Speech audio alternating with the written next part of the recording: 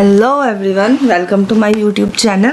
आज मैंने human physiology topic start किया है। ठीक है, जैसे कि ह्यूमन फिजियोलॉजी है क्या। हमारी बॉडी में बहुत सारे सिस्टम्स होते हैं, जैसे डाइजेस्टिव सिस्टम है, एक्सक्रीटरी सिस्टम है, तो रेस्पिरेटरी सिस्टम है। जब हम सभी सिस्टम की स्टडी करते हैं तो उसको फिजियोलॉजी बोलते हैं। ठीक है जी। और हम क्या करेंगे, वन बाय वन जो भी सिस्टम है हम सबको एक्सप्लेन करेंगे, डीपली डिस्कस करेंगे। नाउ आज का हमारा टॉपिक है डाइजेस्टिव सिस्टम। ओके, और डाइजेस्टिव सिस्टम में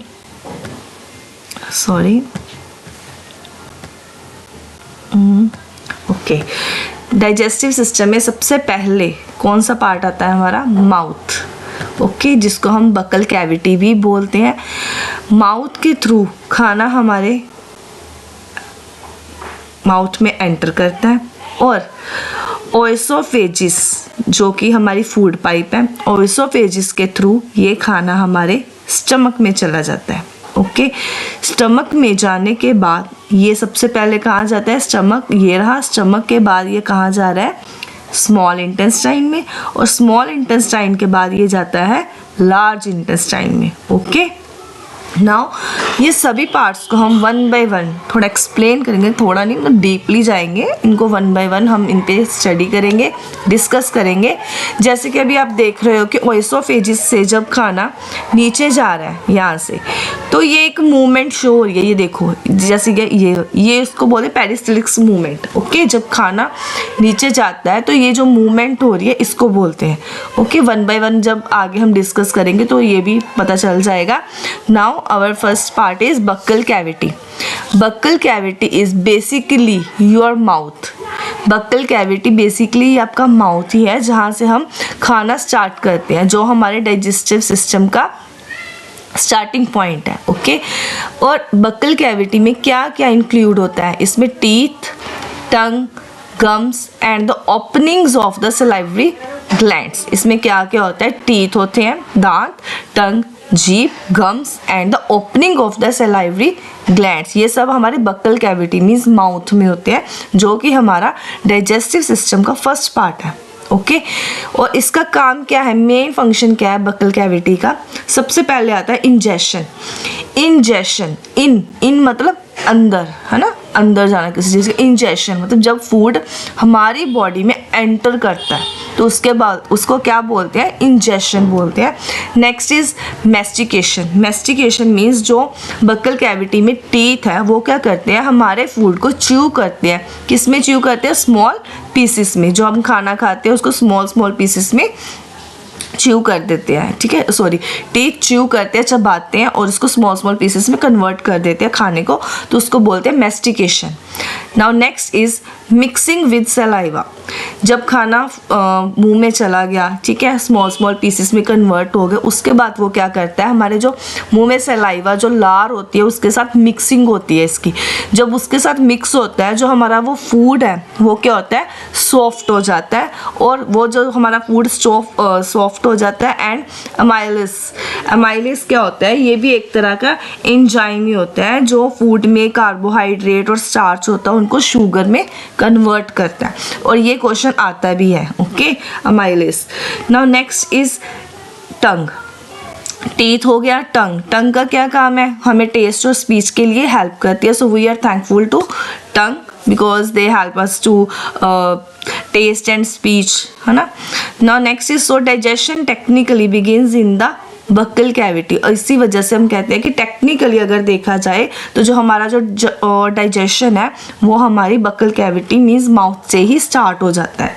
ओके, इसमें कौन कौन से फंक्शन है, ingestion, mastication, mixing with saliva, taste and speech, और इसमें क्या क्या इंक्लूड था, teeth, tongue, gums and opening of the salivary glands. Now अभी हमने देखा कि जब खाना माउथ में गया, माउथ में जाने के बाद वो ओएसोफेजिस के थ्रू, जो हमारी फूड पाइप है उसके थ्रू वो कहाँ पे चला गया, स्टमक में चला गया था। ठीक है ना, ये देखो, पहले माउथ में गया, ओएसोफेजिस के थ्रू अब स्टमक में चला गया। तो अब हम किसके बारे में पढ़ेंगे, स्टमक से पहले ना टीथ के बारे में थोड़ा रीड करते हैं, क्योंकि टीथ के बारे में क्वेश्चन आता ही है, चाहे कोई भी एग्जाम हो, चाहे टीचिंग हो, किसी भी तरह का हो। ओके, तो हम टीथ के बारे में पहले थोड़ा डिस्कस करते हैं। ठीक है। तो टाइप्स क्या होती है टीथ की, 4 टाइप्स होती है, incisor, canine, pre molars and molars. Now first is incisor. आप ये देखो इंसीजर, ये जो इंसीजर वाले कौन से टीथ है, ये वाले 4 जो हमारे स्टार्टिंग में बिल्कुल फ्रंट में 4 टीथ होते हैं वो इंसीजर होते हैं। और जो ये कॉर्नर में 2 लगे हैं, ठीक है, ये तीखे वाले जो होते हैं वो कैनाइन होते हैं। कैनाइन के बाद कौन से आते हैं, प्री मोलर आते हैं, और उसके बाद कौन से आते हैं, मोलर आते हैं।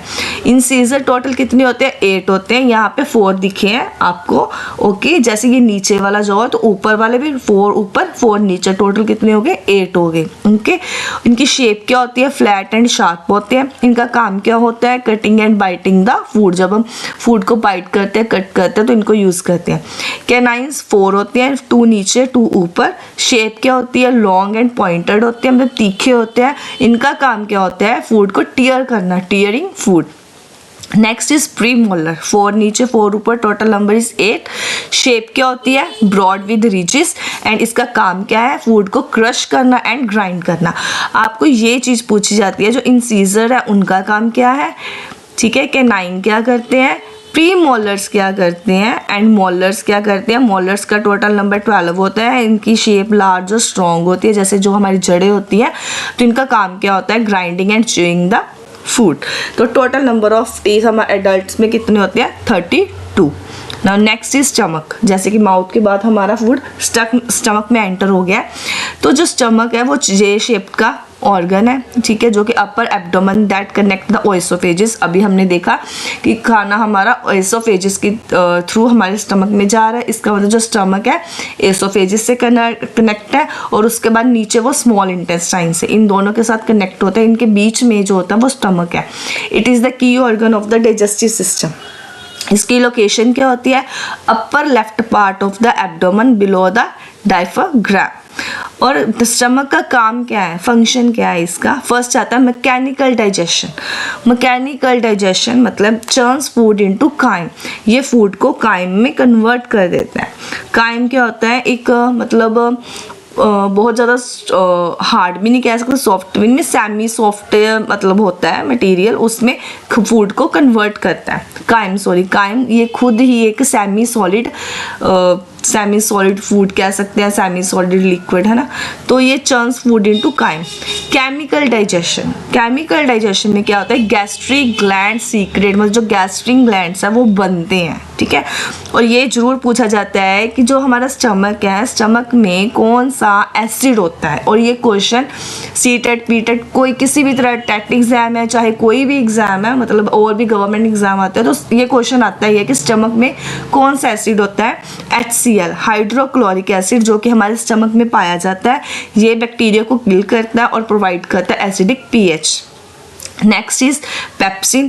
पेप्सिन क्या करता है, हमारे जो प्रोटीन्स होते हैं फूड में उनको डाइजेस्ट करता है।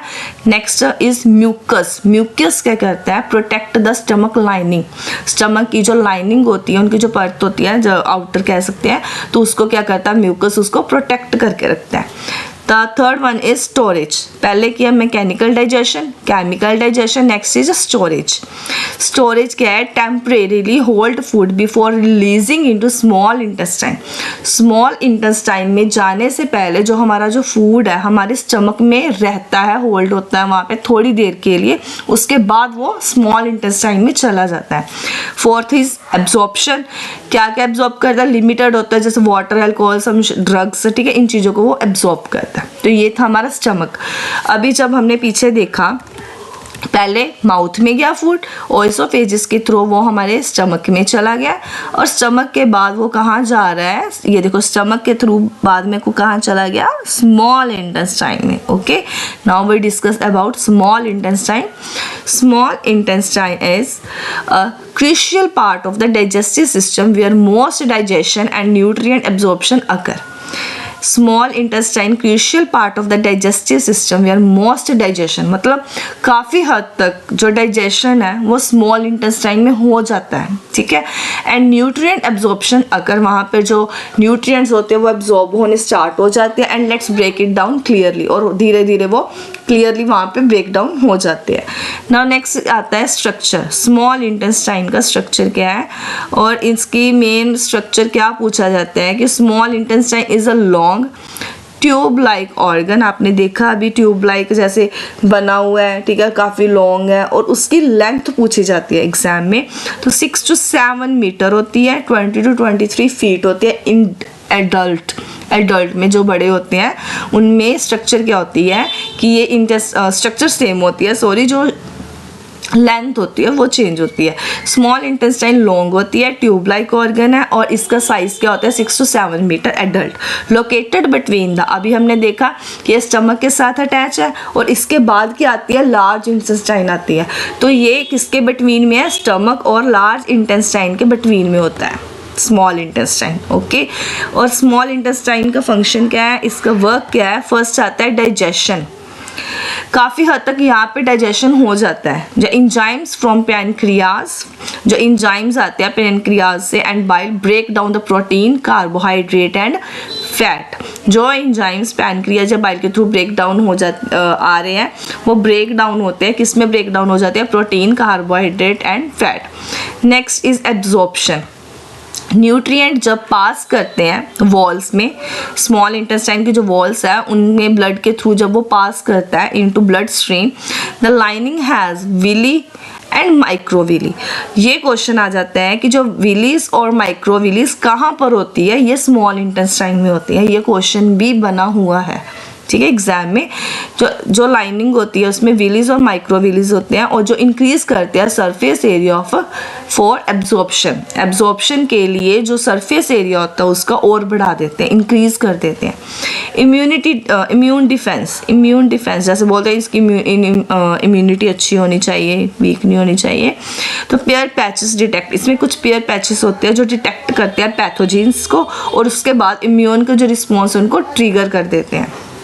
नेक्स्ट आता है मोटिलिटी। मोटिलिटी में क्या है, जो मसल्स है move food along via peristalsis.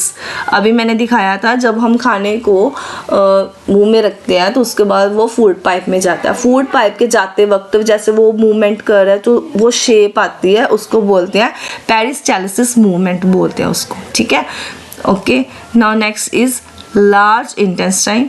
जो मूवमेंट है मैंने स्टार्टिंग में जो पिक्चर है पीछे करके भी बताया था, ये जो मूवमेंट हो रही है, ठीक है, आप रिवर्स करना आपको पता चल जाएगा। Next is large intestine. Last part जो हमारे डाइजेस्टिव सिस्टम का लास्ट पार्ट है वो है लार्ज इंटेस्टाइन, जो कि मेनली रिस्पॉन्सिबल होती है absorbing water, electrolytes and forming faeces. Faeces होता है जो हमारी बॉडी का वेस्ट होता है। Okay, let's go through its step by step. अब स्टेप बाय स्टेप इसको रीड करेंगे। आता है structure. Large intestine is about 1.5 metre long, ठीक है। अभी हमने पीछे किया जो स्मॉल इंटेस्टाइन है उसकी लेंथ क्या आती है 6 to 7 मीटर, ओके, और लार्ज की क्या है 1.5 मीटर है। शॉर्टर है but wider than small intestine. अभी ये देखो आपको दिखाती हूँ, आप यहाँ पे देखो, ये जो स्मॉल इंटेस्टाइन है ये वो चौड़ाई में कम है, ये थोड़ी सी पतली सी है, और जो लार्ज इंटेस्टाइन है वो चौड़ाई में थोड़ी ज़्यादा है, ठीक है। यही फ़र्क है, ये थोड़ी चौड़ी ज़्यादा होने के कारण, इसकी विड्थ ज़्यादा होने के कारण इसको लार्ज बोला है। अदरवाइज जो स्मॉल इंटेस्टाइन है वो बड़ी होती है। ओके,